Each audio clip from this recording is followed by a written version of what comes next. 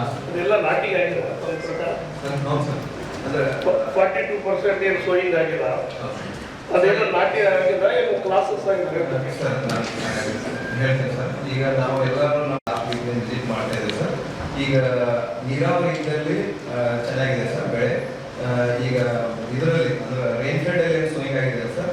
ಸ್ವಲ್ಪ dry bed ಅಲ್ಲಿ ನಾಟಿ ಪೂರ್ತಿ ಆಗಿದೆ ಸರ್. ಒಂದು 10-20% ಕಡಿಮೆ ಆಗಿದೆ. ಮತ್ತು ಕಂಟಿನ್ಯೂಸ್ 2 ವೀಕ್ಸ್ ಡ್ರೈ ಸ್ಪೆಲ್ ಇರೋದ್ರಿಂದ ವಿದ್ರಿಂಗ್ ಆಗ್ತಾ ಇದೆ ಸರ್. ಡ್ರೈ ಬೆಲ್ಟ್ ಅಲ್ಲಿ ಇದ್ದಿದ್ದು ಲಾಸ್. ಇರಿಗೇಟೆಡ್ ಇದ್ರೆ ಇಟ್ ಕ್ಯಾನ್ ಸಸ್ಟೈನ್ ಸರ್. ತೊಗರಿ ಸ್ವಲ್ಪ ಅದು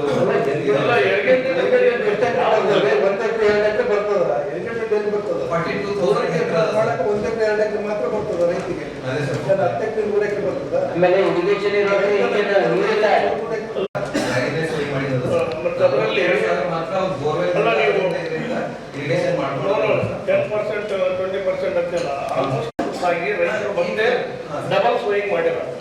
ಹತ್ತಿ ಬೀಜ ಕಾಟನ್ ಏನಿದೆಯಲ್ಲ ಮತ್ತೆ ಡಬಲ್ ಸೋಯಿಂಗ್ ಆಗ್ಯದ, ಅದು ಕೂಡ ನಾಟಿಗೆ ಆಗಿಲ್ಲ. ನೀವು ಅದಕ್ಕೆ ಮಾಡಿ ಆಲ್ರೆಡಿ 50% ಲಾಸಸ್ ಏನ್ ರೈತರು ಕಾಟನ್ ಏನ್ ಹಾಕಿದಾರ, 2 ಸರಿ ಹಾಕಿದಾರ, ಅವ್ರು ನಾಟಿಗೆ ಆಗಿಲ್ಲ. ಇವತ್ತು ನಿಮ್ ಡಾಟಾ ಏನಂದ್ರೆ 42% ಅಂತ ಹೇಳ್ತಾ ಇದ್ರಿ. ಬರೀ ಸೋಯಿಂಗ್ ಮಾಡಿದ್ದಲ್ಲ, ರೈತರಿಗೆ ಬರ್ಬೇಕಲ್ಲ, ಕ್ರಾಪ್ ಅದನ್ನ ನಾಟಿಗೆ ಆಗ್ಬೇಕಲ್ಲ.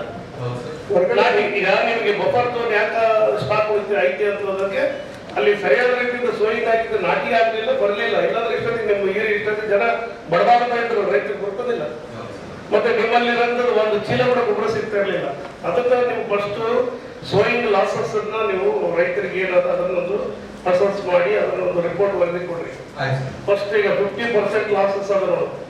ಆಮೇಲೆ ನಿಮಗೆ ಏನು ಬಫರ್ ಗಿಂತಲ್ಲಿ ಇರೋದನ್ನ BSS ಸೊಸೈಟಿಗಳೇನಾದಲ್ಲ, ಸಹಕಾರ ಸೊಸೈಟಿಗಳಿಗೆ ಅಲ್ಲಿ ಕಳಿಸಿ. ಅವರಿಗೆ ರೈತರಿಗೆ ಯಾವತ್ತೂ ಕೂಡ ಬೇಕಾದ ತಕ್ಷಣ ಸಿಗಂಗೆ ಇರ್ಬೇಕು. ಈಗ ಒಂದೇ ಸಲ ಇದ್ರೆ ಅಲ್ಲಿ ಆದ್ರೆ ನಮ್ದು ಇದೇ ಸೊಸೈಟಿಯಲ್ಲಿ ನಮ್ಮ ಊರಲ್ಲಿ ಅಂತ ಅವ್ರಿಗೆ ನಂಬಿಕೆ ಇರ್ಬೇಕು. ನೀವು ಹೊರಗಡೆ ಶಾಪ್ ನೀವು ಮಾನಿಟರಿಂಗ್ ಮಾಡಿ, ಸೊಸೈಟಿಗಳದ್ದು ಅಲ್ಲೆಲ್ಲ ಗೌರ್ಮೆಂಟ್ ಶಾಪ್ಸ್ ಇದಿರ್ತದಲ್ಲ ಅಲ್ಲಿ ಕಳಿಸಿ.